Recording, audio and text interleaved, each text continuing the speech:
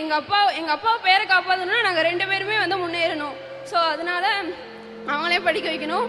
So என்னோட first month salary வந்து என் கையில் இப்போ இருக்கு.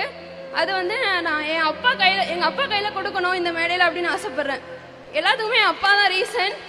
உலகத்திலே யாருன்னா வந்து அப்பா மட்டும்தான். ஸோ அப்பா, அம்மா, தங்கச்சி இவங்க 3 பேர் தான் என்னோட லைஃப் ஃபுல்லாமே. ஸோ அப்பா வந்து நான் நல்லா பார்த்துப்பேன்.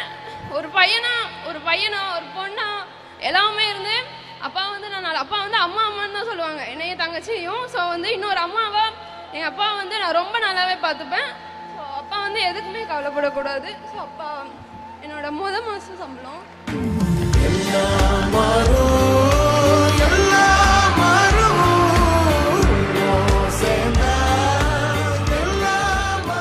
என் மகளை படிக்கும்போது எல்லாரும் சொன்னாங்க, பொட்டை படிக்க வைக்காதான்னு சொன்னாங்க. நான் எல்லாத்தையும் மீறி என் பொண்ணு நல்லா படிக்கணும், என்னை நம்பி இருக்கக்கூடாது, அவள் வாழ்க்கையை அவள் பார்த்துக்கணும் அப்படிங்கிற உறுதியாக இருந்தேன். அதே மாதிரி உறுதிப்படுத்திட்டா என் மகா. பெருமையாக இருக்குது.